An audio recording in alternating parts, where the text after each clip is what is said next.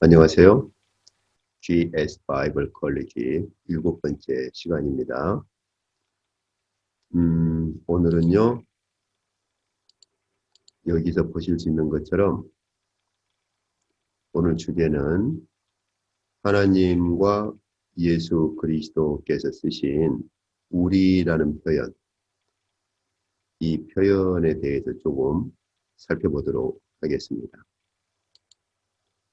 그래서 제1부에서는요, 하나님께서 우리라고 말씀하신 것, 왜 하나님께서 우리라고 말씀하셨는지 그 표현을 좀 살펴보고요. 그 다음에 2부에서는 하나님만이 아니라 예수께서도 우리라고 하는 말씀을 쓰셔요. 그러면 왜 예수께서 내가 증거한다 하지 않고 우리가 증거한다 이렇게 우리라는 표현을 쓰셨는가?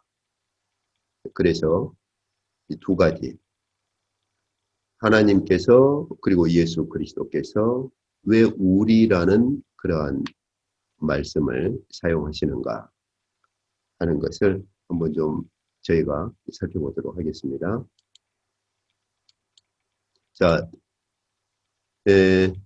우리가 창세기 1장 26절에 보면은 우리가 잘 아는 구절이 나오죠. 우리의 형상을 따라 우리의 모양대로 우리가 사람을 만들고 그들로 하여금 창조하신 모든 것을 다스리게 하자. 이렇게. 그런데 이제 저희가 앞 강좌에서 하나님의 그 천지 창조의 배경이 무엇인가 하는 것을 살펴보았었죠. 하나님께서 욥에게 말씀하실 때 욥기 38장 1절부터 쭉 보시면은 천지 창조의 상황을 쭉 말씀을 하셔요. 그러면서 그 천지 창조의 상황을 말씀하실 때 쭉 이렇게 1절부터 천지 창조의 상황을 말씀을 이렇게 해 오시면서 7절에 가서 천지를 창조하실 그때에 하나님의 아들들이 다 기뻐서 이렇게 소리를 질렀다. 여기 이제 소리를 질렀다라는 것은 아주 찬양을 하고 기뻐서 심지어 막 손뼉을 치듯이 이렇게 매우 기뻐하는 이제 그런 표현이에요. 그러니까 하나님께서 천지를 창조하실 때 하나님 보좌를 둘러싸고 있는 그런 천사들이 하나님께서 천지를 창조하신 것에 대해서 너무너무 기뻐가지고 하나님 보좌를 둘러싼 천사들이 박수를 치고 찬양을 하고 했다는 것이죠. 그리고 우리가 창세기를 보실 때 조금 이런 그 배경들을 같이 좀 볼 필요가 있어요. 그냥 창세기 1장만 이렇게 읽으면서 하나님께서 그냥 첫째 날, 둘째 날, 셋째 날 이런 것들을 창조하셨구나. 이렇게만 넘어갈 것이 아니라 하나님께서 욥에게 말씀하신 이런 배경들을 보면 하나님께서 천지를 이렇게 창조하실 때 하늘에서는 하나님의 보좌를 둘러싼 천사들이 하나님의 창조를 너무 기뻐하고 찬양을 하고 했다는 것이죠. 이런 배경을 같이 보면 우리가 창세기 1장이 그냥 무덤덤하게 하나님께서 이런 것들을 창조했구나라고 그렇게 느껴지는 것이 아니고 이 땅의 창조와 함께 하늘에 있는 하나님의 보좌와 그리고 창조 당시에 천사들의 상황 이런 것들을 입체적으로 볼 수 있는 거죠. 우리가 그 2D와 3D란 말을 하죠. 그냥 2D로 이렇게 창세기 1장이 우리에게 다가오는 것이 아니고 이런 배경들을 같이 보면 이 땅과 하늘에 있는 하나님의 보좌와 천사들 이 모든 것들이 어우러져서 정말 입체적으로 이 말씀을 우리가 보고 우리가 느끼고 알 수가 있는 것이죠. 이제 그뿐만이 아니라 이사야서 그 45장 12절에 보면 이것도 앞 강좌에서 이미 살펴본 말씀이죠. 하나님께서 이사야 선지자를 통해서 고레스 왕에 하신 말씀이죠. 네가 지금 이 땅의 임금이냐? 그런데 내가 천지를 창조했을 때 상황을 네가 아느냐? 그 말이에요. 그래서 여기서도 보면 하나님께서 천지를 창조하실 때의 상황을 가지고 이사야 선지자를 통해서 말씀을 하시는데 그때 내가 땅을 만들고 그 위에 사람을 창조하였으며 내가 내 손으로 하늘을 펴고 이렇게 천지를 창조하실 그 당시에 하늘의 모든 군대, 여기서 하늘의 모든 군대라고 하는 건 천사를 말하죠. 하늘의 모든 군대에게 명령을 했다. 너는 지금 이 땅의 임금이고 네가 이 땅의 이 군사들에게 이거 명령을 하느냐? 나는 하늘의 군대들에게 명령을 했다. 내가 이 온 세상을 창조를 했고 내가 이 땅을 만들고 거기에 사람을 창조했고 내가 내 손으로 하늘을 폈을 뿐만 아니라 하늘의 천사들에게 내가 명령을 했다. 이렇게 욥기나 이사야서를 보면은 하나님의 천지 창조의 배경을 항상 어디에 두고 있느냐? 하늘에 있는 하나님의 보좌. 그리고 그 보좌를 둘러싸고 있는 그런 천사들. 이것들을 같이 말씀을 하신단 말이에요. 그러니까 우리가 창세기 1장에서 천지 창조를 볼 때 하나님께서 이 땅에 창조하신 6일 동안의 창조 이것만을 2D처럼 그냥 이렇게 단순하게 볼 것이 아니고 창세기 1장을 볼 때 우리는 하나님께서 욥에게 그리고 이사야 선지자를 통해서 고레스 왕에게 말씀하셨다. 그러나 하늘의 배경까지도 입체적으로 우주적으로 우리는 창세기 1장을 그렇게 볼 수 있고 이해를 할 필요가 있는 것이죠. 그러니까 창세기 1장을 우리가 이런 배경까지 같이 보면 창세기 1장이 단순히 이 세상 창조로 끝나는 것이 아니라 하나님의 보좌와 하나님의 보좌를 둘러싸고 있는 천사들로부터 시작된 그래서 이 하나님의 천지 창조가 하나님의 보좌를 둘러싸고 있는 그런 천사들 그 보좌로부터 시작된 이 땅의 천지 창조에서 우주적인 사건이다. 그렇게 우리가 또 볼 수 있는 것이죠. 이제 그리고 시편 103편에서 보면은 그래서 그러기 때문에 그 하늘에 있는 하나님의 보좌를 이 땅에 이 천지를 창조하신 이 창조 세상을 통치하고 다스리시는 통치권으로까지 그렇게 이해를 합니다. 그래서 여호와께서 그의 보좌를 하늘에 세우시고 그의 왕권으로 만유를 다스리시는도다. 이렇게 고백을 하는 것이죠. 자, 그러면 보좌에 계신 하나님께서 그 보좌를 둘러싸고 있는 천사들이 기뻐하고 환호성을 지르고 찬양하는 가운데 이 모든 세상을 창조하셨는데 그런데 사람을 창조하실 때 굉장히 독특한 표현을 써요.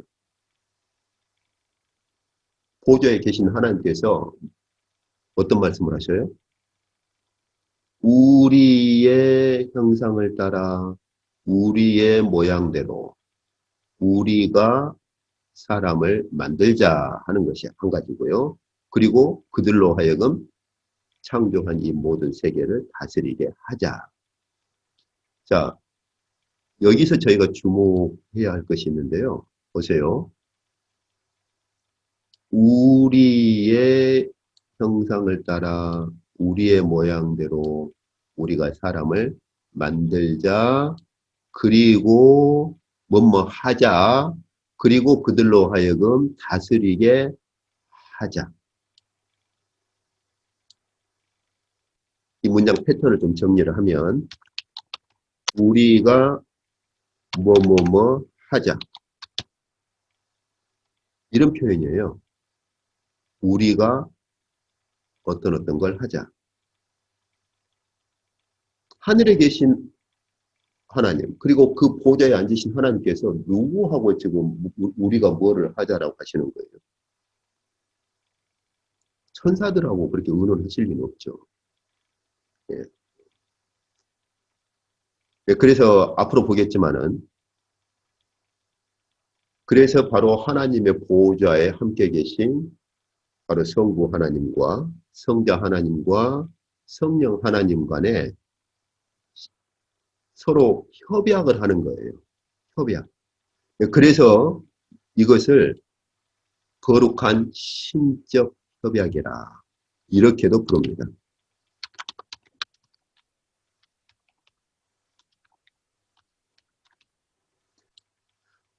보호자에 앉으신 성삼위의 하나님께서 서로 간에 신적 협약을 하시는 거예요. 거룩한 신적 협약이라 이렇게 표현을 하는 거죠.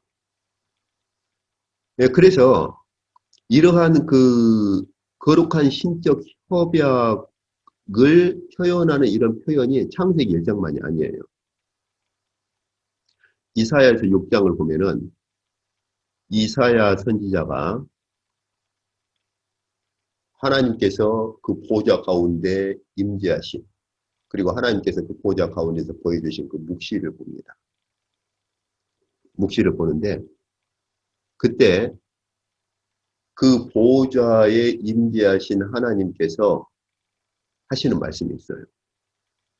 자, 여기 보면 내가 또 주의 목소리를 들으니 여기 처음에는 주께서 이렇게 말씀하셨죠. 주께서 이르시되 그러면서 어떻게 말씀하셨어요? 내가 여기 주라는 말은 여호와 하나님을 가리키는 그런 말이죠. 구약적인 표현이에요. 주께서 이르시되 즉 여호와 하나님께서 말씀하시되라는 말과도 같은 말이에요. 특히 여호와를 주로 이제 바꿔서 불렀죠. 처음에는 그 여호와 하나님께서 어떻게 말씀하세요? 내가 누구를 보내며 이렇게 말씀하시죠. 근데 그 다음에는요. 누가 우리를 위해서 나를 우리로 이렇게 바꾸셔요.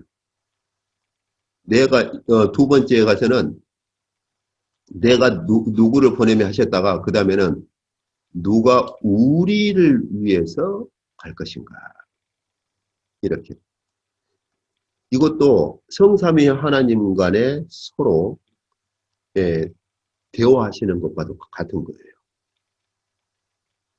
그 보좌에 계신 그 이사야 선지자가 보았을 때 여호와 하나님의 보좌가 임재하시는 것을 묵시로 보았고 하나님께서 그 묵시록을 보여주시는데 그때 보좌에 계신 여호와 하나님께서 처음에는 내가 누구를 보낼 것인가 그러다가 그 다음에 누가 우리를 위해서 갈 것이냐 이렇게 말씀하신단 말이에요. 그때 이사야 선지자가 그렇게 말하죠. 그때 이사야 선지자가 내가 이르되 내가 여기 있나이다. 나를 보내소서. 다시 말하면 이사야 선지자는 하나님의 의견으로부터 파송받은 거예요. 아주 어마어마한 파송이죠.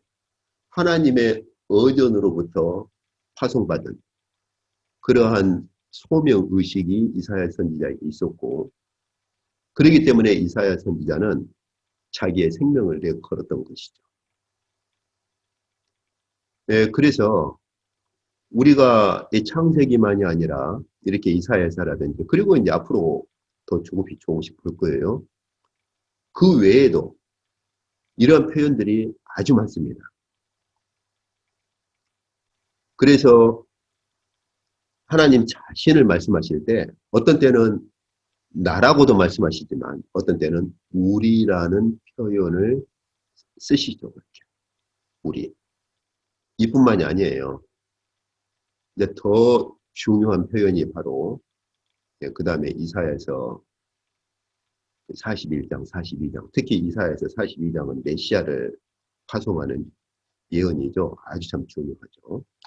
그래서 우리가 이사야에서 41장을 먼저 보면은 하나님께서 이스라엘 백성들에게 우상에 대해서 말씀하세요.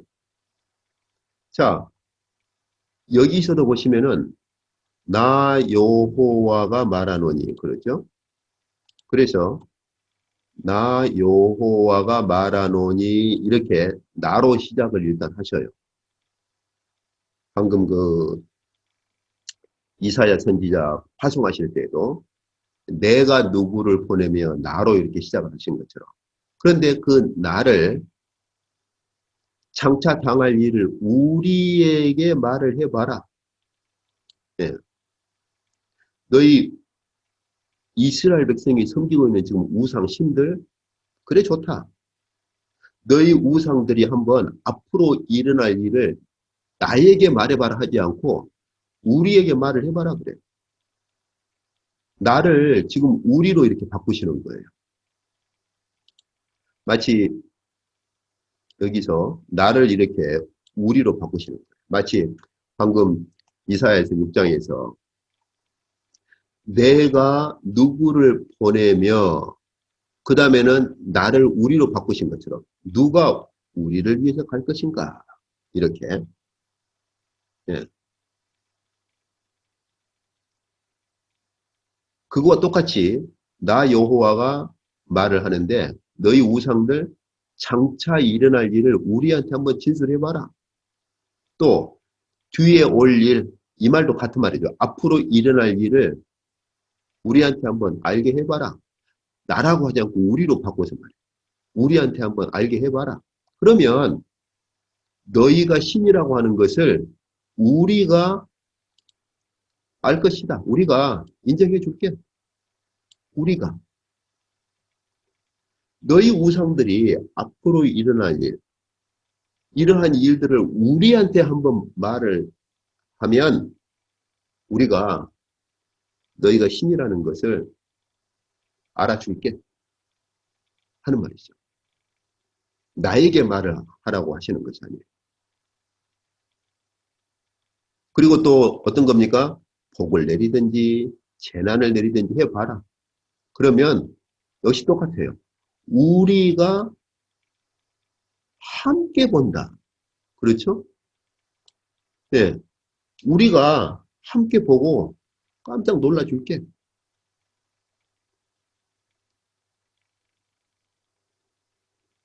이사야서 41장에서 하나님께서 이스라엘 백성이 섬기고 있는 우상에 대해서 말씀하실 때 처음에는 나 여호와가 말한다. 그런데 너희 우상 신들이 앞으로 일어날 일을 내가 아니라 우리한테 말을 해봐라. 그러면 우리가 너희가 신이라는 걸 알아주겠다 그 말이죠. 그리고 너희가 복을 내리든지 재난을 내리든지 한번 해봐라. 우리가 함께 보고 나 혼자가 아니라 우리가 함께 보고 깜짝 놀라줄게. 이렇게 말씀하시는 거죠. 네, 그리고 나서 하나님께서 계속해서 말씀을 하시죠. 이사야서 41장 25절을 보면은 앞으로 일어날 일에 대해서 하나님께서 말씀을 하시는 거예요. 너희 우상들이 앞으로 일어날 일에 대해서 말을 할 수 있어? 없지 않냐? 그 말이에요. 너희는 아무런 의미가 없는 너희는 허탄한 신들 아니냐? 그 말이에요. 그런데 이제 하나님께서 다시 내가라고 하시면서 하나님께서 우리가 아니라 이제는 우리 중에서 내가라고 하면서 내가 앞으로 어떤 일을 일으키겠다? 한 사람을 북방에서 오게 하겠다. 다시 말하면 나 여호와라고 말씀하신 하나님께서 우리로 바꿔서 말씀하셨고, 이제 너희 우상들이 알지 못하는 앞으로 일어날 일을 내가 한 가지 말을 하겠다. 그 말. 그게 뭡니까? 우리 중에서 내가, 그리고 우리 가운데서 한 사람으로 그렇게 보낼 자가 있다. 여기서 우리라고 말씀하신 하나님께서 내가 한 사람을 그렇게 보내겠다. 그 사람은 바로 내 이름을 부르는 자라 하는 거죠. 그 사람은 내 이름을 부르는 자라. 그래서 하나님께서 구체적으로 이제 우리가 앞으로 행할 일이 있다. 그런데 우리가 보통 신학적으로 표현할 때 성부 하나님이신 내가 예수 그리스도를 일으켜서 내가 보내겠다 그 말이에요. 또 이렇게 구체적으로 우리를 나와 예수 그리스도로 구분해서 말씀을 하시죠. 그래서 그가 바로 하나님의 이름을 부르는 자가 될 것이고, 그 하나님의 이름을 부르는 자를 해가 돋는 곳에서 오게 하겠다라는 것이죠. 왜 해가 돋는 곳이라는 표현을 쓰셨을까요? 해가 돋는 곳이라는 말은 다른 말로는 동쪽이라는 표현이죠. 그냥 하나님께서 내가 한 사람을 일으키고 내 이름을 부르는 자를 보내겠다라고 하시면 되는데 왜 동쪽에서 오도록 하겠다, 즉 동쪽으로부터 보내겠다 이런 표현을 굳이 이렇게 쓰실까요? 저희가 지금까지 계속 살펴본 것처럼 하나님께서는 에덴의 회복을 절대로 안 놓쳐요.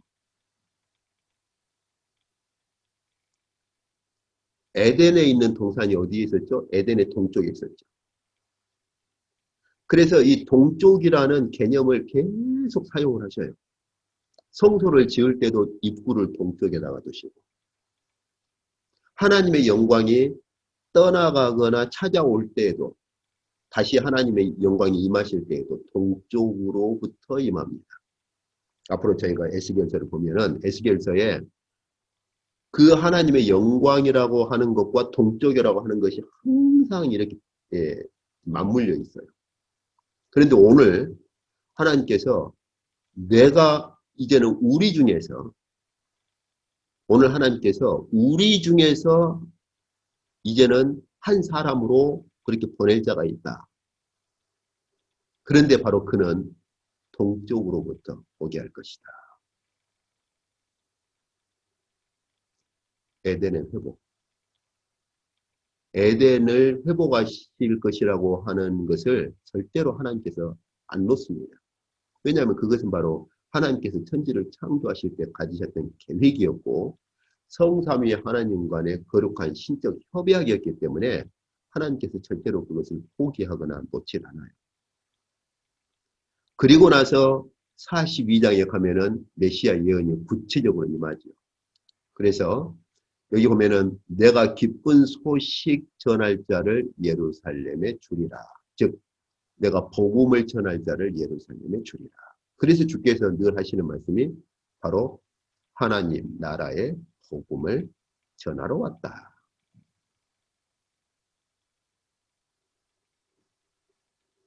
그래서 이 기쁜 소식 전할 자를 예루살렘에 그렇게 줄 것인데 그가 누구냐? 이제 42장 1절에서 그 구체적으로 이제 표현됩니다. 여기 42장 1절에 보면 내가 붙드는 나의 종, 내 마음에 기뻐하는 자, 곧 내가 택한 사람을 봐라. 방금 41장까지에서도 너희 우상들 우리한테 한번 말을 해봐라. 이렇게 말씀하신 하나님께서 이제 우리 라고 말씀하신 그 하나님께서 이제 한 사람으로 보내겠다는 거예요. 우리 가운데서 한 사람으로 그렇게 보낼 것인데 그가 바로 나의 종의 역할을 할 것이고 내 마음에 기뻐하는 자가 될 것이고 택한 사람이 될 것인데 더 나아가서 하나님 보호자에서 우리로 계신 분께서 구원자를 한 사람으로 이렇게 보내시는데 그 구원자만 보내시는 것이 아니라는 거예요. 뭡니까? 나의 영, 하나님의 영을 또한 그에게 줄 것이라. 이 정도가 되면요, 저희가 좀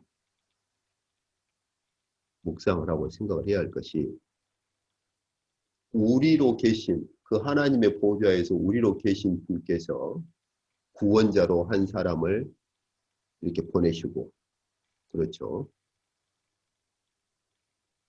그리고 그뿐만이 아니라 성령까지 그 구원자 위에 부어주셔요. 그러면 이제는 더 이상 하늘에 있는 하나님의 보좌와 이 땅의 구원자로 오신 예수 그리스도가 분리되지 않는 것이죠. 또 성령께서 친히 예수 그리스도 위에 임하실 거라는 것이죠. 이렇게 되면 하늘의 보좌가 이 땅에 구현되고 이 땅에 실현되는 거예요. 더 이상 분리가 되지 않습니다. 예수께서는 하늘의 보좌에 우리로 계셨던 분이시고 성부 하나님과 함께 우리로 계셨던 분이신데 그분께서 친히 사람의 몸을 입고 오셨단 말이죠. 그런데 더 나아가서 성령께서도 또한 하늘의 보좌에 우리로 계셨던 분이신데 그 성령께서 또한 예수 그리스도에게 임하셨어요.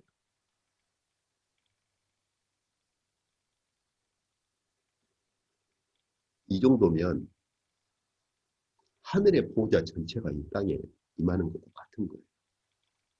하늘의 보좌가 실현되고 하늘의 보좌가 이 땅에 이루어진 어마어마한 사건이죠.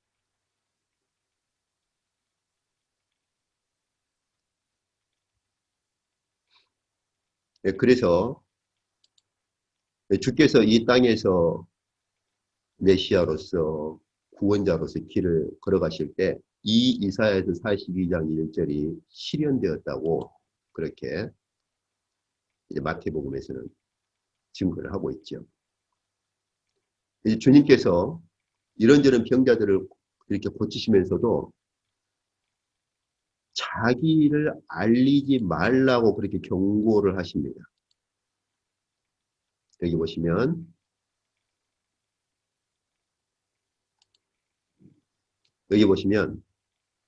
자기를 나타내지 말라 이렇게 하셨어요. 왜 그러셨느냐? 왜 주님께서 이 땅에 오셔서 병자들을 고치시면서 알리지 말아라 이렇게 말씀하셨는가? 그 이유를 말하죠. 그 이유는 그 말이죠. 이는 무엇 때문입니까? 이사야 선지자를 통하여 말씀하신 이것을 이루려 하심이니라. 이렇게 이사야 선지자를 통해서 말씀하신 것을 성취하려고 하신 것이다. 그럼 그 이사야 선지자를 통해서 예언된 것이 무엇이냐? 바로 이사야서 42장 1절의 말씀이죠. 보라, 내가 택한 종, 곧 내 마음에 기뻐하는 바, 내가 사랑하는 자로다. 내가 내 영을 그에게 줄 터이니. 그렇죠? 예. 그가 심판을 이방에 알게 하는데 그는 다투지도 않고 들리지도 않는다. 그런데 이 부분은 공동 번역이 명확하게 돼 있어요. 큰 소리를 내지도 않는다. 그 말. 그래서 아무도 길에서 그 소리를 듣지 못하리라. 하늘에 계신 그 보좌에서 우리로 계셨던 예수 그리스도께서 그분이 사람의 몸을 입고 이 땅에 오셔서 병자들을 고치시고 그리고 구원의 사역을 행하실 때 이것을 온 동네 소문을 내거나 알리거나 그렇게 하지 않으셨다. 그 말. 조용하게 묵묵히 그 일을 이루셔서 뭘 다투거나 큰 소리를 내거나 그러지 않으셨기 때문에 아무도 그 길에서 그 소리를 듣지 못했다. 바로 이사야서 42장 1절의 예언을 이렇게 성취하셨다. 이렇게 말하고 있는 것이죠. 그런데 이 주님께서 하신 말씀이 있어요. 자, 이 부분이 참 중요합니다. 이 주님께서 어떤 말씀을 하셨는가? 자, 이제 보시죠.